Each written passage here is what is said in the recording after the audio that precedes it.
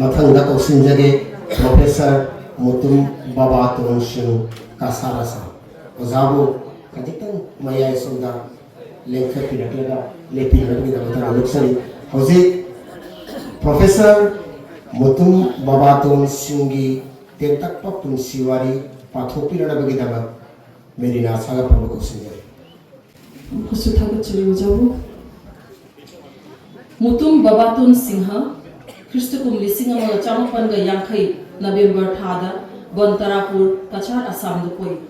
Apok pagi ming Mutum Thambal Jaw amadi apok pagi ming na Mutum Ongbi Tonjovi Devi kawi Mutum Babatun Singhana Christukum lising ama ga chamapan ga Humbutra ga tareta JN University Center of Postgraduate Studies Manipur dagi Manipuri Language and Literature the MA Loiki Masigi Matunda Sonai MCD College Sonai Kachar da Ozagi Pamda Thopu Bohoki Matanga Janata College Kabugans Kasargi Manipuri Masangi Ozamako Koina Christopum Missing Aniga Tramatoi the Tabaktagi Potaki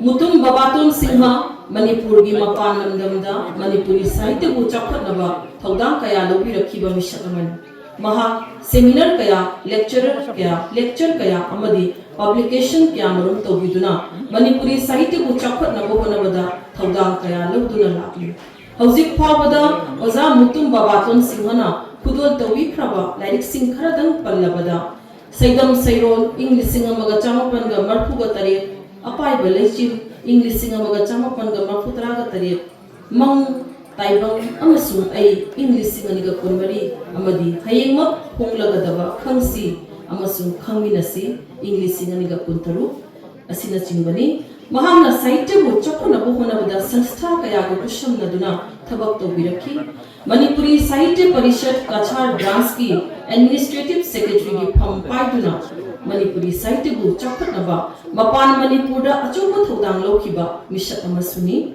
Mutum Babatun Singha Hojik Su Chokta Banaidana Manipuri Sahitya bu chakotnaba liptana hotnari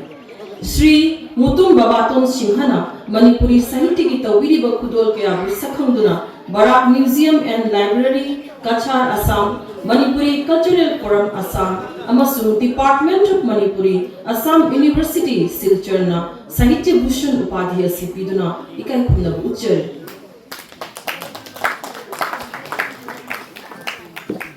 Ozagi award asi nasigi special guest ki phampham langani tengbiliba maihobam saitaban singhatna sinabi hadana ozagi makoina luche